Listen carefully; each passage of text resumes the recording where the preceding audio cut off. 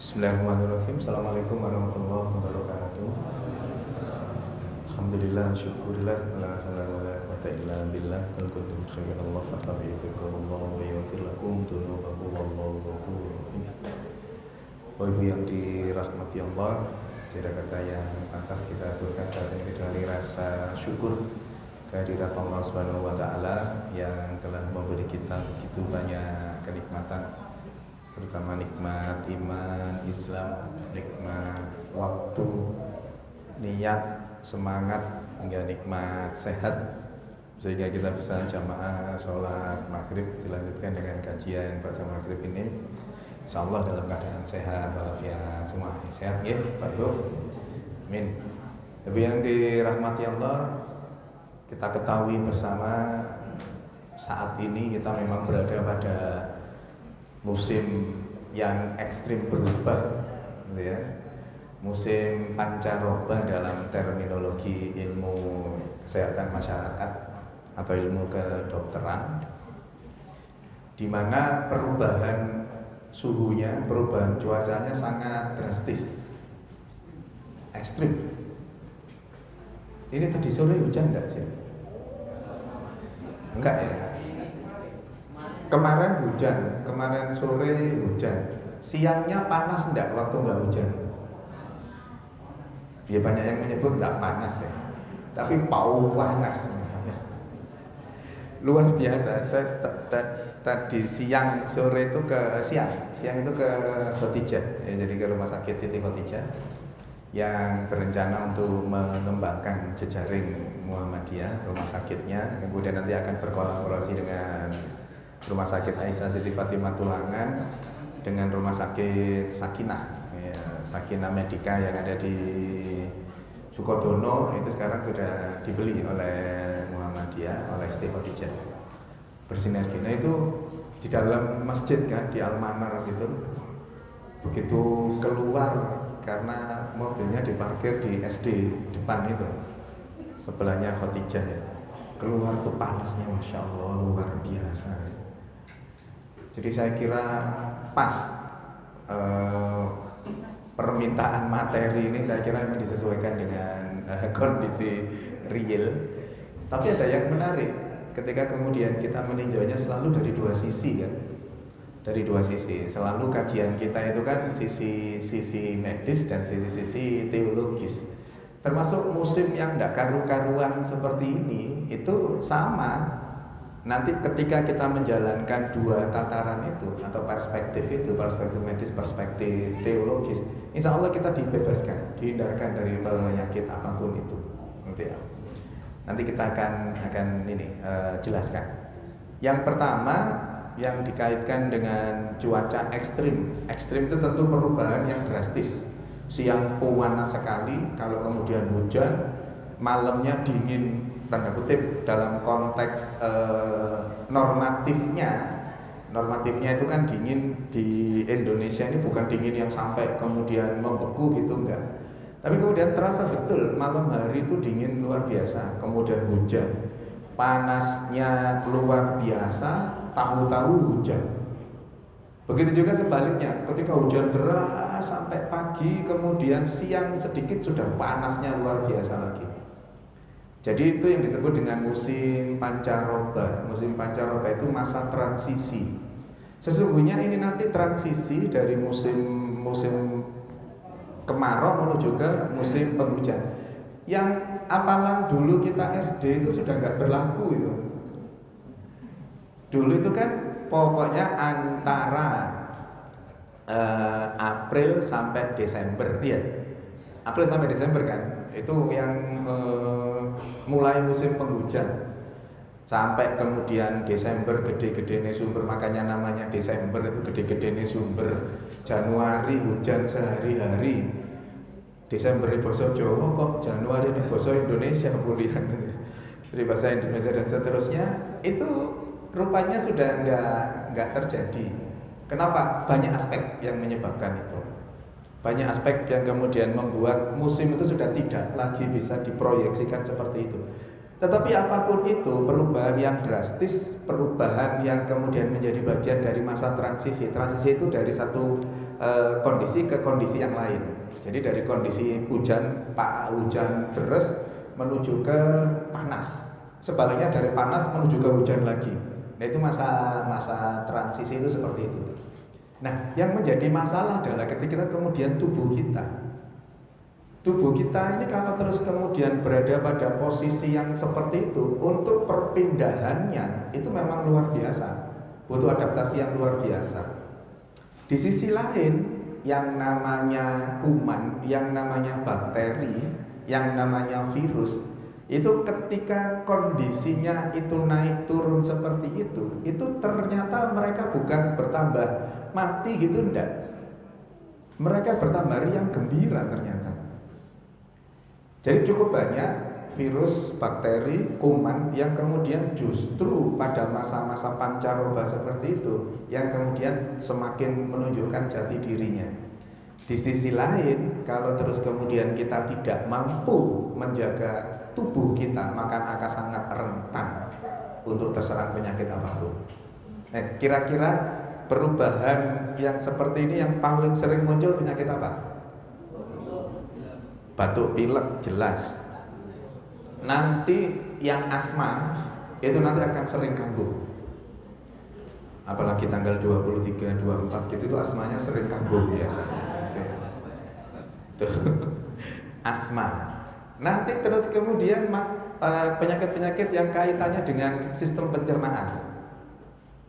Karena suhunya sudah tidak karu-karuan seperti itu, maka kemudian kalau dingin itu jadi sering makan apa enggak? Dingin itu makan sembarang enak sudah.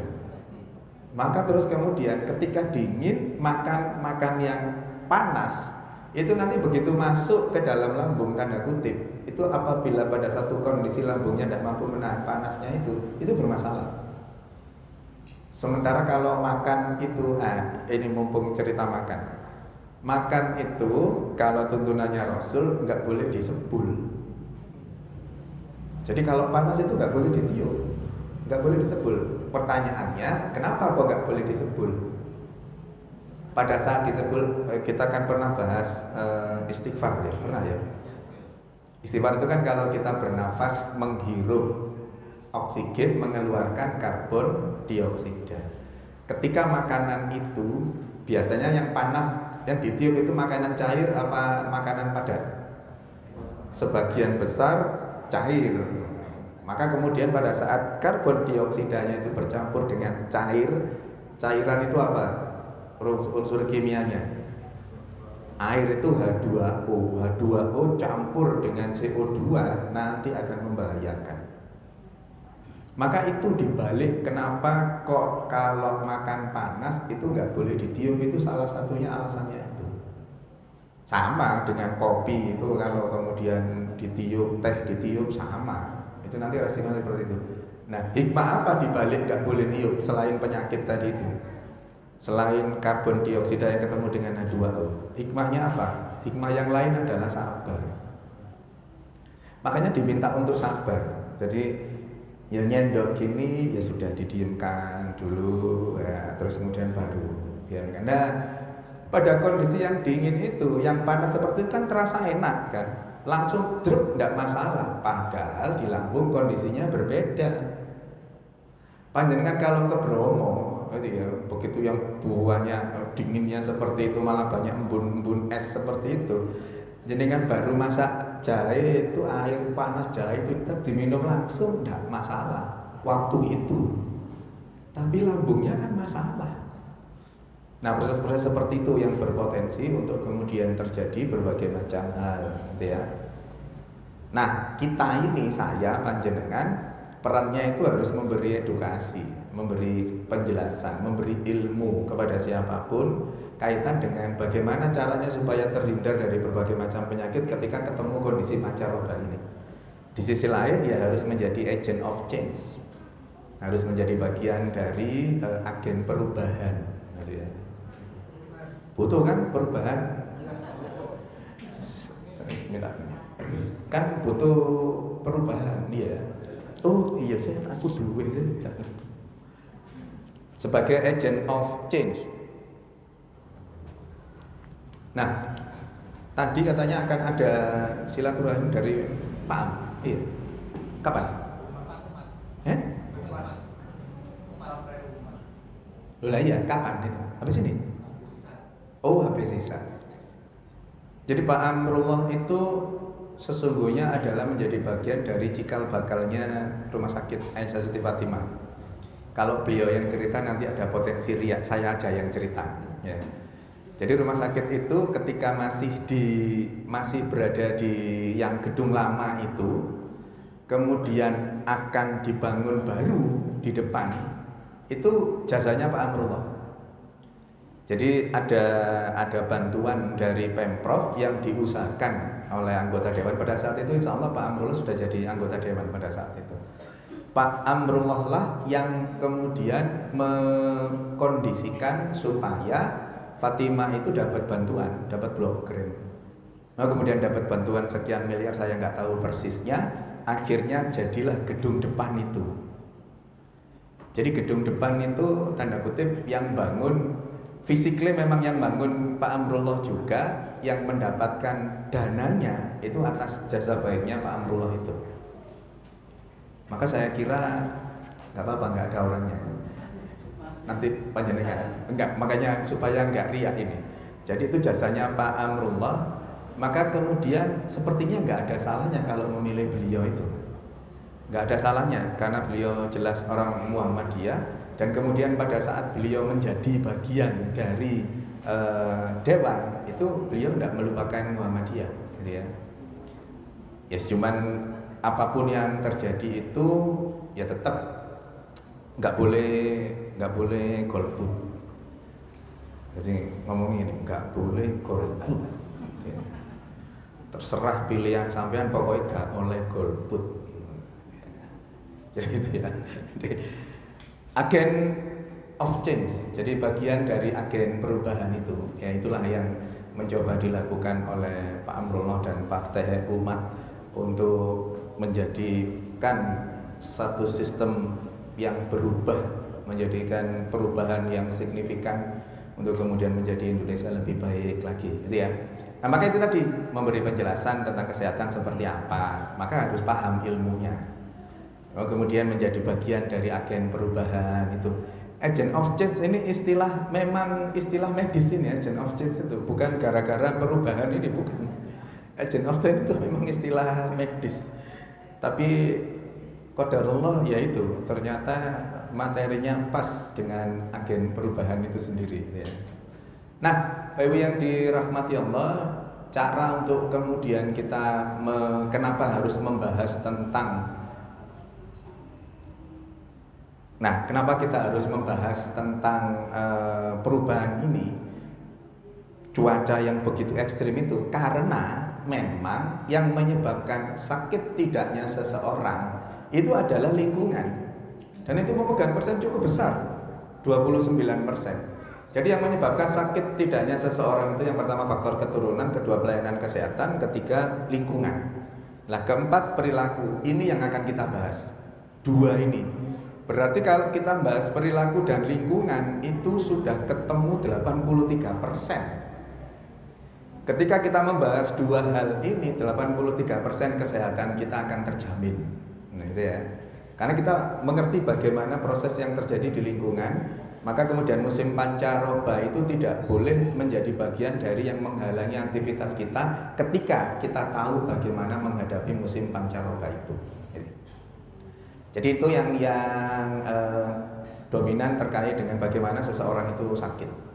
Nah, Bapak yang dirahmati Allah, untuk menjaga kesehatan di musim pancaroba ini, di musim yang ekstrim perubahannya itu ya tetap ada dua cara itu. Cara-cara medis dan cara-cara teologis. Cara-cara medis nanti ada beberapa item, cara-cara teologis juga ada beberapa item. Ini jangan ngomong ke siapa-siapa ya. Sesungguhnya untuk sakit tidaknya seseorang, tataran medis itu perannya 20%. Untuk sakit tidaknya seseorang, tataran medis itu 20%. 80%-nya itu atau sebagian besarnya itu justru ke arah hal-hal yang kaitan dengan teologis. Saya tanya panjenengan, orang, mohon maaf ya, ODGJ, orang gila itu, orang gila di jalan itu kira-kira sakit enggak dia? Sakit atau enggak? Lah ya, pertanyaannya itu sakit atau enggak? Mungkin sehat, ya, mungkin sehat. Pertanyaan kedua, dia punya penyakit atau enggak? Nah, sakit dan penyakit itu dua hal yang berbeda. Jadi kalau panjenengan googling ya, namanya sakit itu urusannya masalah persepsi. Urusannya masalah persepsi. Tapi penyakit itu urusannya sama sunnatullah, apa yang terjadi pada tubuh seseorang. Apabila kumannya masuk, ya kumannya berkembang kalau kuman itu nggak ditangani. Virusnya masuk, ya virusnya akan berkembang kalau daya tahan tubuhnya tidak kuat. Kenapa kok orang gila, mohon maaf, orang gila seperti itu kok tidak sakit? Karena dia tidak punya persepsi. Karena dia nggak punya logika. Tapi berbeda dengan penyakit. Jadi sakit itu persepsi. Kalau penyakit itu enggak. Penyakit itu proses yang terjadi di dalam tubuh seseorang. Dan itu sunnatullah. Orang gila pun kalau makan cacing misalkan ya, makanan yang mengandung cacing ya dia cacingan. Mengandung makanan yang kemudian nanti menyebabkan berbagai macam infeksi ya dia infeksi. Tapi karena tidak punya persepsi, walaupun dia penyakit tapi dia tidak sakit. Ironisnya di sebagian besar orang Indonesia itu ironisnya nggak punya penyakit tapi dia merasa sakit. Itu masalahnya. Kalau dia penyakitan kemudian tubuhnya disugesti tidak sakit, tanda kutip meniru stylenya orang gila itu, pada konteks ini meniru stylenya, gayanya orang gila itu, maka sebagian besar sesungguhnya kita ini sehat. Karena lagi-lagi sebagian besarnya itu masalah mindset sakit itu. Kalau sekarang ini saya ngomong ke panjenengan, ayo kira-kira ada yang kebelet pipis enggak? Panjenengan yang gak kebelet pipis ya semua ya. Begitu saya ngomong, ayo yang kebelet pipis silakan ke kamar mandi. Mindset jenengan sudah bergeser. Iya, koyokannya aku kebelet pipis sih koyokan. Sudah gitu. Maka mindset itulah yang kemudian menjadi penting dalam konteks sakit penyakit, sakit sehatnya seseorang, mindset. Nah, mindset yang memegang peranan inilah yang ngurusi itu adalah tataran teologis, tataran ketuhanan, tataran syariat Islam. Itu yang akhirnya memindsetkan seseorang untuk sehat itu. Sementara yang tataran medisnya itu lebih ke arah penyakitnya tadi itu. Nah gitu ya. Jadi kenapa kok 20% orang sehat itu lebih dalam tataran medis, tapi sebagian besar 80%-nya itu dalam tataran teologisnya. Jadi dua aspek itu ya. Nah, tataran medisnya apa aja? Ini aja tataran medisnya itu.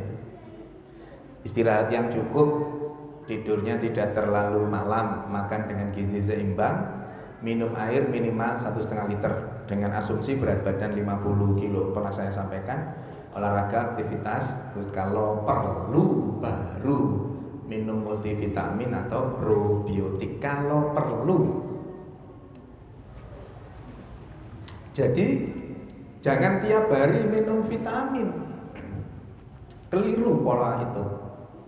Jadi vitamin itu nomor terakhir ketika tubuh kita membutuhkan. Misalkan aktivitas kita cukup tinggi terus capek, wis ngono kudanan di sana. Nah gitu-gitu itu butuh asupan multivitamin untuk membantu meningkatkan daya tahan tubuh. Itu berada di 20%. Jadi demarkasinya itu ya, medis ini 20%, teologisnya ini 80% itu. Ya, jadi ini yang kemudian membuat bagaimana kita bisa sehat. Prinsipnya ada 4 pola yang ada di sini ini. Ya kan? Pola makan, pola istirahat, pola pikir, pola aktivitas, dan yang kelima gak kakean pola. Nah, itu. Itu kuncinya sehat itu dalam konteks medis. Jadi pola makan, pola istirahat, pola pikir, pola aktivitas, dan kekakian pola itu kaitan dengan tataran medisnya. Maka mungkin ini nggak terlalu banyak kita bahas, karena sesungguhnya ketika kemudian kita menghindarkan dari kondisi itu dengan ya istirahat, waktunya tidur ya tidur sudah, waktunya makan sesuai tuntunannya Rasul, jangan makan sebelum kaitan makan tuh ya, yang tadi seperti yang disebut tadi itu. Pertanyaannya sederhana, kita ini makan sehari 3 kali itu ikut tuntunannya siapa? Siapa? Ada yang bisa menjelaskan? Ikut tuntunannya siapa sehari 3 kali itu? Kebiasaan, enggak ya? Kebiasaannya itu siapa yang nyuruh kalau pagi gak poso itu jam 5:30 atau jam 6 sarapan, nanti siang jam 12 makan siang, nanti kemudian pada maghrib menuju isya makan malam, atau tidak makan malam ku 9:30 nyegat tahu tek gitu ya. Itu yang nyuruh siapa? Pola itu siapa yang jadi tuntunannya? Maka sesungguhnya dalam Islam itu nggak ada tuntunan 3 kali makan itu. Yang ada tuntunannya silakan makan ketika merasa lapar, tapi berhenti makan sebelum kenyang. Ya wis itu tuntunannya.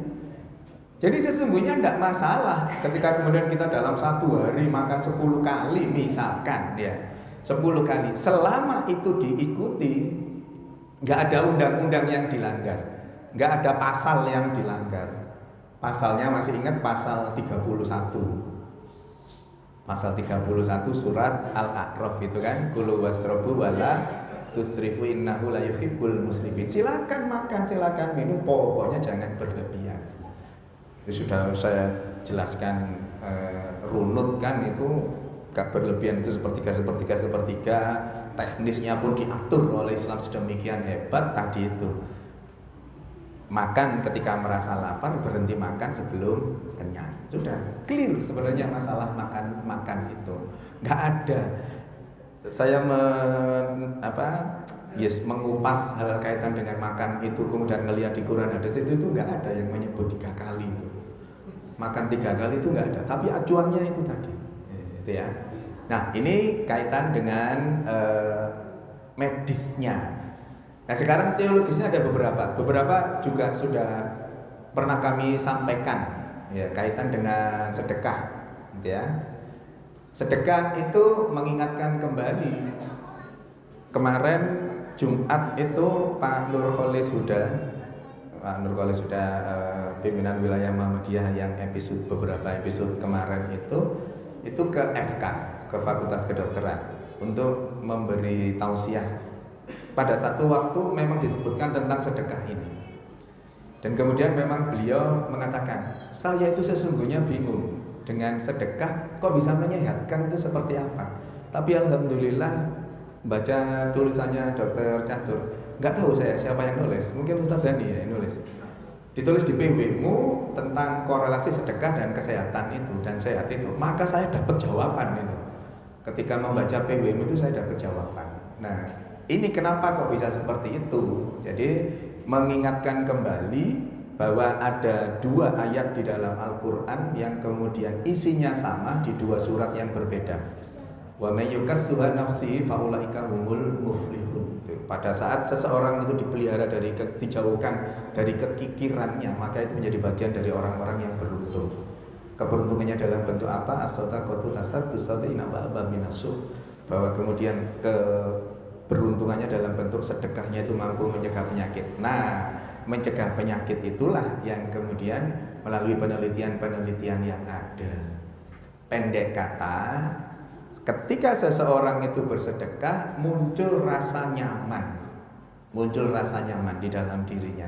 Muncul rasa nyaman itulah yang kemudian mengeluarkan berbagai macam hormon ya. hormonnya 4 itu, hormon kebahagiaan itu endorfin, dopamin, serotonin, oksitosin, yang kemudian dari hormon itulah mampu mencetak sistem imunitas yang tinggi. Jadi sedekah itu mencegah penyakit. Nah kemudian apakah sedekah mampu mengobati penyakit? Mampu. Ada satu hadis dawu mardokum bis sodakoh, sembuhkanlah atau belilah penyakit itu dengan sedekah.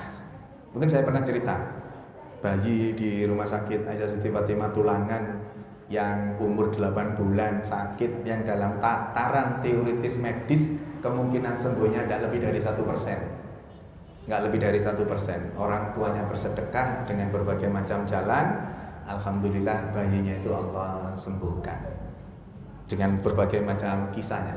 Masih ingat Panjering?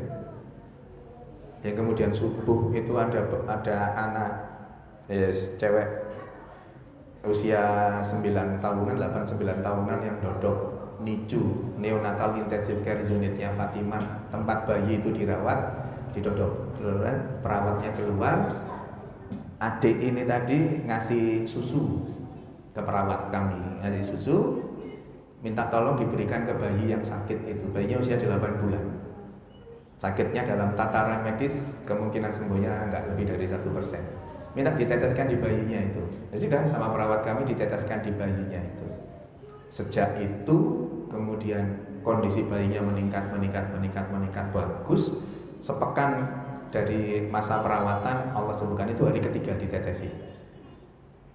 Pulang, bayinya pulang, kemudian orang tuanya ngurus administratif pulangnya itu, ketemu sama perawat yang jaga malam tadi. Itu kan shift kan, kalau jaga itu habis malam, sore, pagi gitu kan.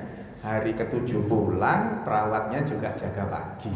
Ketemulah sama ibu dan bapaknya. Perawatnya cerita, itu panjenengan setelah ngasih susu itu loh, yang jenengan titipkan ke anak panjenengan itu yang terus kemudian kondisinya membaik. Padahal ini bayi ini itu anak tunggal, anak pertama dari usia pernikahan 6 tahun yang tidak hamil. Jadi dalam bahasa kedokteran ini anak mahal ini. 6 tahun usia pernikahan tidak hamil, kemudian hamil 8 bulan sakit. Jadi ini anak pertama. Terus ada gadis yang memberikan susu itu, ditetesi susunya terus meningkat itu. Ketemu cerita, ini jenengan yang ngasih susu itu loh pada kakaknya ini. Bingung lah bapak ibunya itu. Loh, ini anak tunggal, ini anak pertama, anak tunggal, tidak punya kakak. Loh, ada yang ngasih susu ke kami itu. Loh, enggak, kami enggak nitipkan susu. Usut punya usut, ternyata malam harinya, jadi subuhnya itu yang hari ketiga itu, malam harinya itu ada yang besuk. Karena di ICU, NICU, tidak boleh ketemu orang tuanya. Disampaikan hadis itu tadi, dawu mardokum bis sodakoh, cobaan bagian dari ikhtiar, merinding saya ngomong, sedekahlah. Keluarlah dia naik motor. Dari Fatimah keluar naik motor keliling, nggak tahu, itu mulai jam 9 cerita beliau. Keliling ngasihkan itu tadi, ono masjid dicemplungi, ono uang kelihatan butuh dikasih uang, sampai 2:30 balik ke rumah sakit, sholat tahajud, sholat subuh. Subuh itulah kemudian kondisi bayinya meningkat. Karena menjelang subuh tadi itu ada anak yang ngasih susu tadi itu. Ini bukti otentik. Bukti otentik bahwa sedekah itu dengan apa yang kemudian Allah skenariokan, bayinya sembuh. Sampai sekarang bayinya sembuh, nggak ada masalah apa-apa. Itu bukti otentik sedekah itu. Banyak kisah sesungguhnya terkait dengan sedekah itu. Dan saya kira panjenengan pun pernah mengalami sesungguhnya. Jadi sedekah itu lillahi ta'ala. Sedekahnya lillahi ta'ala. Bukan karena sedekah itu supaya sembuh gitu, enggak. Sedekahnya tetap lillahi ta'ala, tapi kemudian memohon kepada Allah, berdoa dengan sedekah, melalui sedekah itu semoga Allah sembuhkan bayinya itu. Dan ternyata Allah sembuhkan. Itu mekanismenya luar biasa. Mekanismenya gimana dalam tataran medis? Ada yang disebut dengan regresi spontan. Regresi spontan itu sel yang sakit tahu-tahu berubah jadi sehat. Dan itu terjadi atas intervensi faktor X, kalau bukunya ngomongnya. Faktor X itu Allah. Faktor X turunnya dari mana? Dari sedekah. Lu kok bisa sedekah? Iya, ayatnya ngomongnya gitu. Ayatnya ngomong tentang orang yang bersedekah itu orang-orang yang beruntung. Keberuntungannya dihindarkan dari 70 keburukan. Salah satunya penyakit. Ada hadis lain mengatakan dawu mardokum bisodaqah, sembuhkan penyakit dengan sedekah. Kalau apa yang kemudian menjadikan kita ini putus asa dari rahmat Allah dengan penyakit apapun? Saya mencontohkan kemungkinan sembuhnya tadi itu dalam tataran teoritis medis nggak lebih dari 1%. Praktis bayi itu hitungan medis akan mati, akan meninggal bayi itu. Tapi kalau Allah berkehendak mau apa? Dengan kun fayakunnya selesai semua itu. Jadi bayinya disembuhkan dengan sedekah itu. Nah ini tadi ya, sedekah itu menyehatkan. Istighfar mungkin juga pernah kami sampaikan. Jadi ketika seseorang itu beristighfar, maka oksigen yang ada di dalam tubuh kita ini meningkat hampir 2 kali lipatnya. Jadi penelitiannya itu. Itu pula yang menjelaskan kenapa sih Rasulullah yang jelas-jelas masuk surga itu kok masih masih istighfar. Rasulullah itu istighfarnya ada riwayat mengatakan 70 kali, ada yang mengatakan 100 kali. Prinsipnya orang beristighfar itu untuk apa sih? Untuk mendapatkan apa? Mendapatkan ampunan. Ketika kemudian mendapatkan ampunan, harapannya atas izin dan rahmat Allah, maka kemudian masuk surga. Lah ironis, tanda kutip ya, ironis itu bertentangan. Nah, Rasulullah harus jelas masuk surga, ngapain terus beliau masih beristighfar 100 kali itu? Nah, ternyata salah satu hal yang bisa menjelaskan itu, walaupun ada ayat wa makanallahu mu'adzibahum wa hum yastaghfirun, Al-Anfal 33 itu, bahwa ketika seseorang itu masih beristighfar, masih meminta ampun kepada Allah, maka Allah hindarkan dari azab. Azab apapun itu. Konteks kesehatan, azabnya itu adalah penyakit. Maka orang yang beristighfar itu akan Allah hindarkan dari penyakit. Gampangnya ayat itu menjelaskan tentang itu. Lalu gimana mekanismenya? Nah, ditelitilah oleh Dr. Aisyah Dahlan itu. Bagaimana kemudian orang-orang yang beristighfar, astagfirullahaladzim, ketika istighfar itu diucapkan, oksigen yang ada di dalam tubuh kita ini meningkat menjadi hampir 2 kali lipatnya.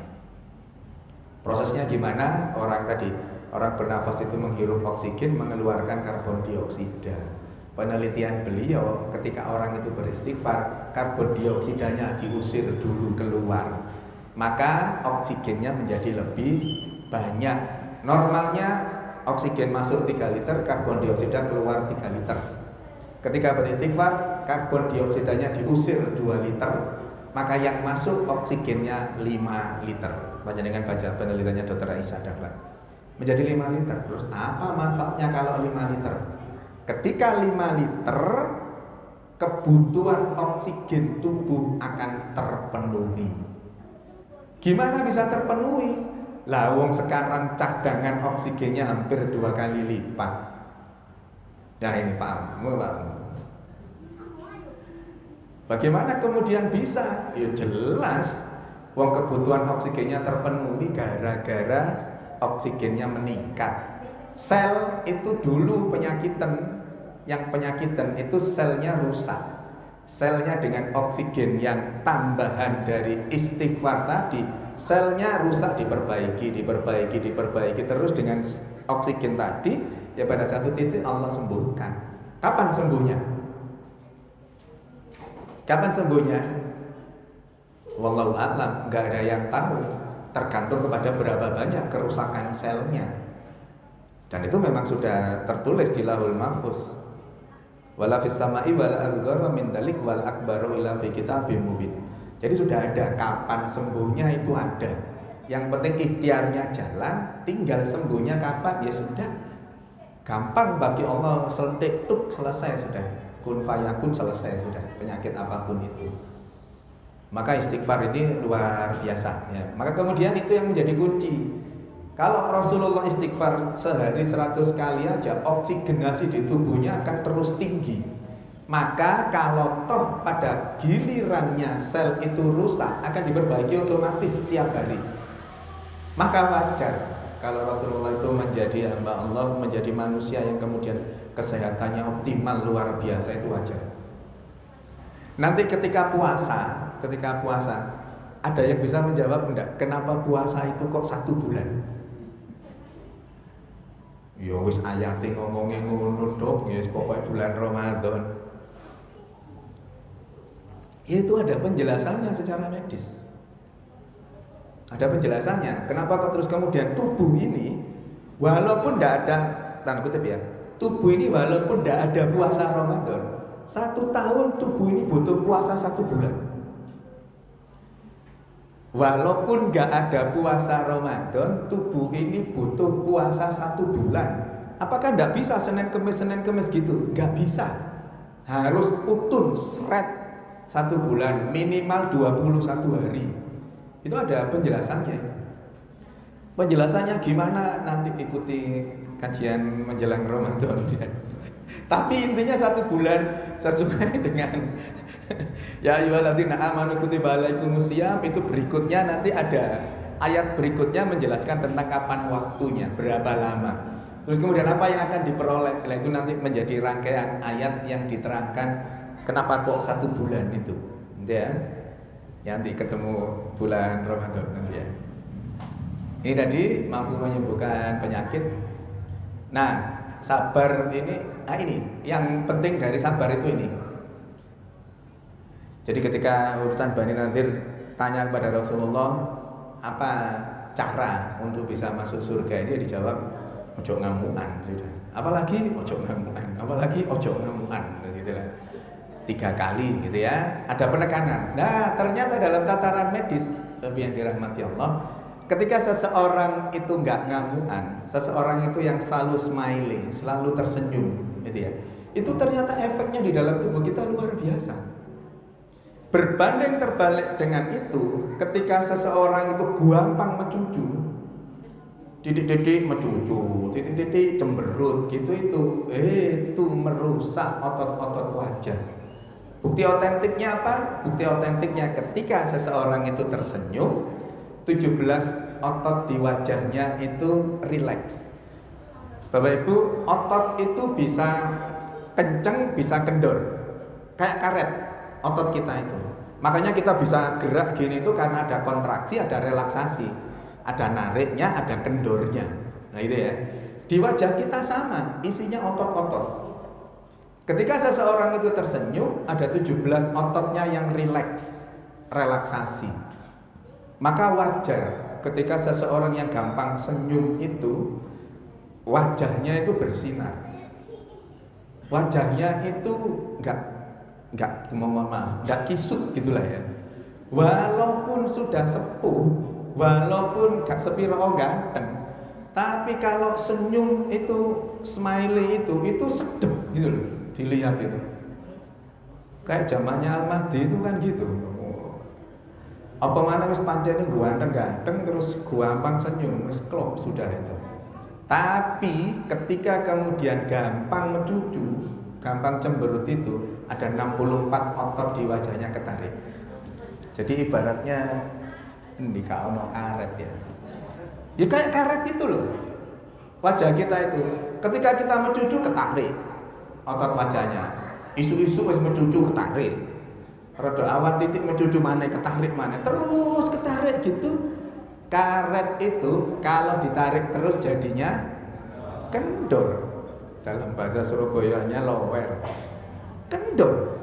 Dan itu yang terjadi. Wis jenengan lihat sudah di sekitar panjenengan. Orang-orang yang isinya mencucu, cemberut aja. Walaupun belum dalam konteks usia belum tua, tapi wajahnya sudah kendor. Apalagi ibu-ibu, ya emak-emak itu kan batasannya jelas. Batasannya itu usia 51 tahun. 51 tahun itu masa masuk fase menopause. Kalau sudah menopause, otomatis terjadi proses penurunan fungsi sel. Salah satunya kaitan dengan sel-sel yang ada di otot-otot itu. Maka normatif seorang wanita itu pada usia 51 tahun mulai 51 naik terus itu otomatis terjadi kendornya otot itu. Tetapi ketika orang itu gampang senyum, banyak senyum, apalagi kemudian nanti kapan itu penjelasan tentang wudhu kan? Wudhu itu mencerahkan, wudhu itu ada 391 titik yang teraktivasi, terutama di wajah. Maka kemudian walaupun 51 tahun sudah tidak perlu khawatir. Menopause iya, tapi wajahnya tetap kinclong. Wajahnya tidak kendor. Kenapa? Karena selalu terurai dengan senyum itu. Wudhu air wudhu itu mencerahkan. Makanya kalau wudhu itu jangan dikeringkan. Berkali-kali saya sampaikan ya. Terutama di wajah itu sudah biarkan proses bioenerginya terjadi. Namanya proses bioenergi yang pada saat air wudhu itu hinggap di tubuh kita itu. Gak usah dikeringkan, memang sunnahnya seperti itu, jangan dikeringkan. Nah, maka dengan senyum ini itu akan muncul berbagai macam manfaat. Syarat senyumnya itu, katanya Pak, ini saya baca bukunya Pak Nur Kholis sudah 217.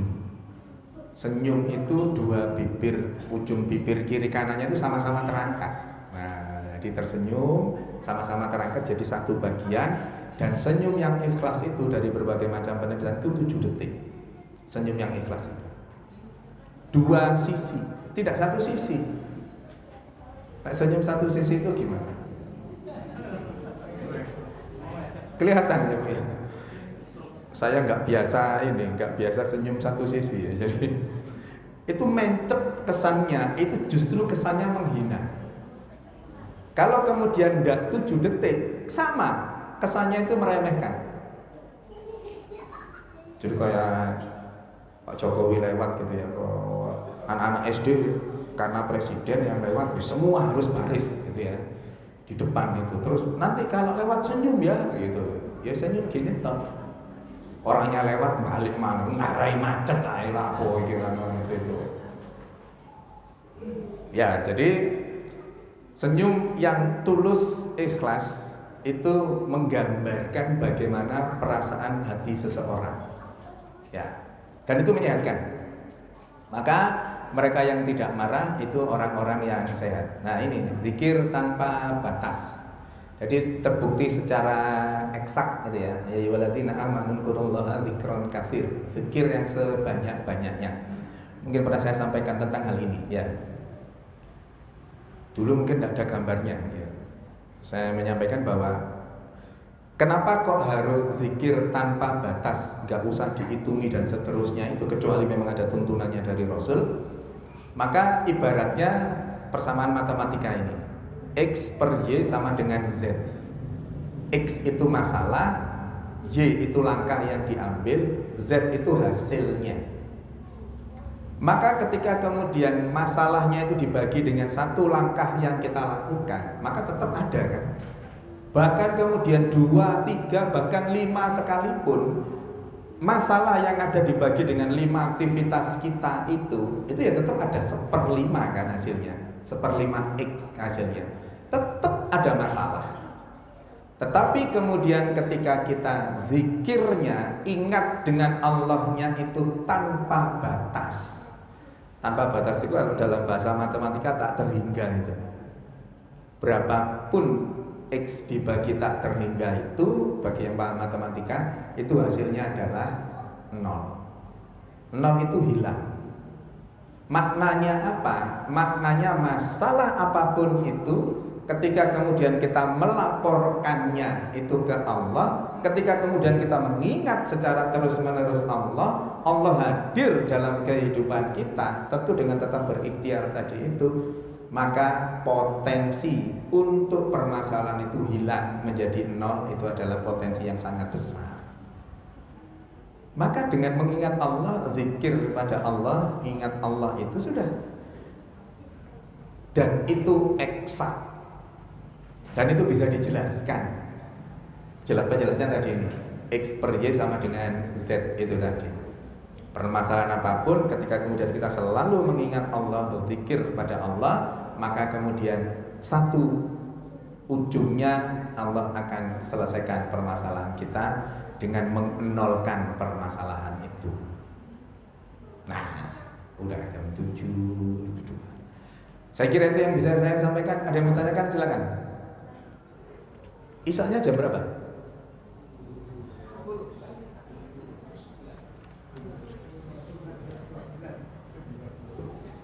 Di momen ini saya mumpung ada Pak Am, saya ingin menyampaikan terima kasih dari Rumah Sakit Aisyah Siti Fatimah Tulangan, karena berkat jasa beliau Rumah Sakit Aisyah Siti Fatimah Tulangan itu bisa punya gedung yang makro-makro saat ini. Gedung di depan itu dulunya itu kecil di seberangnya itu, tapi atas jasa beliau lah kemudian bisa dapat bantuan yang kemudian berada di depannya sekarang ini. Nah, nanti insya Allah Pak Am di entah Januari ini entah Februari nanti, karena ini agak molor-molor terus, itu nanti akan ada peletakan batu pertama untuk kita bangun menjadi 3 gedung baru 4 lantai masing-masing. Mohon doanya, mohon supportnya. Gedungnya Pak Am yang existing saat ini itu tidak kita bongkar. Ada usulan dibongkar, saya nggak mau, enggak. Ini sejarah gedung ini, jadi direfungsikan saja. Jadi nanti yang pertama lantai 1 itu nanti jadi full semua poli spesialis ada di situ. Lantai 2-nya ada sebagian poli juga dan ada kantor di lantai 2-nya itu. Untuk tetap menghargai bagaimana proses gedung ini berdiri sejak awal, gitu ya. Ada pertanyaan kan? Silakan. Kalau nggak ada itu ada 2 kemungkinan. Kemungkinan pertama ngerti kabeh, makanya seru kabeh lah apa takon wis gampang iki karek ngelakoni. Yang kedua gak ngerti blas. Makanya gak takon sing diomong opo gitu ya. Enggak salah yang pertama. Monggo, Ustaz. Saya kebetulan kalau istri saya itu pernah sakit mata. Nggih. Saya sudah masuk sejauh dan dokter mata ini akan bisa sembuh biarpun kamu hampir berapa triliun. Ya. Oke. Itu yang saya sebut tadi. Jadi terminologi medis, saya tadi di awal ngomongkan terminologi itu 20%, terminologi teologisnya itu yang 80%. Apa yang dikatakan oleh dokter itu dalam tataran teoritis medis. Wajar, karena memang ilmunya seperti itu. Orang itu akan mengatakan, "Duh, ini sudah rusak, sarafnya sudah rusak, bola matanya sudah rusak, lensanya sudah rusak. Saya nggak tahu penyakitnya apa." Yang akhirnya itu menyebabkan kebutaan dan itu sudah nggak bisa untuk melihat lagi. Betul beliau dalam tataran medis. Tapi ingat, itu versinya manusia. Itu definisinya manusia. Masih ada yang punya hak prerogatif penuh untuk menyembuhkan seseorang. Baca di Asy-Syu'ara ayat 80. Wa idza maridtu fahuwa yasfin. Dan jika aku sakit, maka Allah yang menyembuhkan. Dokter tidak punya hak itu. Keliru kalau kemudian ada dokter yang mengatakan, "Duh, iki waras gara-gara tak obati." Salah. Itu mesti duduk dokter Muhammadiyah itu.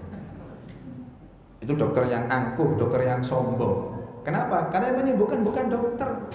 Pasti beliau belum baca Asy-Syu'ara 80 itu. Kalau coba baca itu pasti akan mengatakan, ini kesembuhannya dari Allah, kita hanya berikhtiar. Maka apa? Seperti yang semua yang tersampaikan ini tadi. Ketika kemudian istri panjenengan banyak-banyak beristighfar, banyak-banyak bersedekah, banyak-banyak zikir kepada Allah, tinggal nunggu. Jadinya Allah kan jelaskan, wa may yattaqillah yaj'al lahu makhraja wa yarzuqhu min haitsu la yahtasib. Ketika kemudian kita menjadi bagian dari orang-orang yang bertakwa itu, maka kemudian pada satu titik Allah akan selesaikan permasalahan itu. Allah akan beri jalan keluar. Lah orang bertakwa itu apa? Cirinya yang saya sebut tadi itu. Di Ali Imran 134, ya, cirinya orang yang bertakwa itu apa? Alladzina yunfikuna fis-sarai wad-dharra wal kadhiminal ghaidh wal 'afina 'anil nas. Sedekah, infak, sedekah jalan Allah saat lapang maupun sempit. Orang-orang yang mampu menahan amarah tadi itu, sabar, gak ngamuan. Orang-orang yang mampu maafkan kesalahan orang lain, orang-orang yang tidak pendendam. Maka dalam terminologi ayat surat At-Tolak ayat 2 tadi itu kan ayatnya dengan wa may yattaqilla yaj'al lahu makhraja. Ya sudah, tinggal nunggu. Tadi saya sempat pancing, kapan sembuhnya? Kapan sembuhnya itu? Sudah tertulis di Lauhul Mahfuz. Karena kita tidak bisa melihat Lauhul Mahfuz, itu apa yang harus dilakukan? Ikhtiar sebaik-baiknya. Ikhtiar sebaik-baiknya, doa sekuat-kuatnya, terakhir tawakal. Sudah. Kapan Allah kemudian menyembuhkan, itu hak prerogatifnya Allah, kita nggak tahu. Kalau memang Allah belum sembuhkan, berarti itu yang terbaik buat istri panjenengan, termasuk buat panjenengan. Kenapa kok Allah nggak sembuhkan? Oh, Allah punya rahasia luar biasa itu. Saya tadi kajian di Nginden tentang sakit, bahwa kalau kita mampu menghadapi sakit itu luar biasa. Sakit itu jadi penggugur dosa, sakit itu jadi zikrullah, sakit itu jadi ilmu, sakit itu jadi silaturahim, dan macam-macam sudah. Maka terus berikhtiar, nggak usah putus asa. Terus diomongin dokter, iya itu dokter yang memang menyampaikan dalam tataran medisnya, beliau belum menyampaikan dalam tataran teologisnya. Saya yang nyambungkan, beliau menyampaikan tataran teologisnya, gitu ya. Gitu, Pak, nggih. Saya kira itu yang bisa saya sampaikan. Semoga kita selalu diberi kesehatan yang optimal, diberi rezeki yang barokah, dijauhkan dari penyakit apapun. Amin. Kok rasanya gak wani ngomong amin?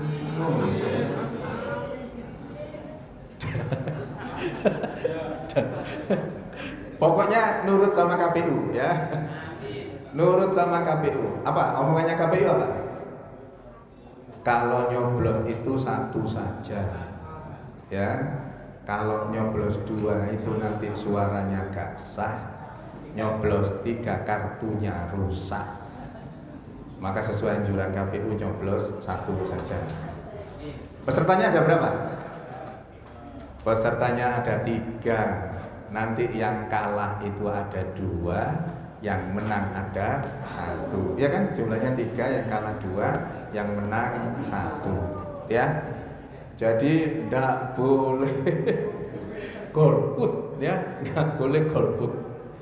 Salah satu pendukung utama dari paslon nomor 1 itu adalah Partai Umat. Nah, partainya Pak Amrullah ini yang mencoba berikhtiar.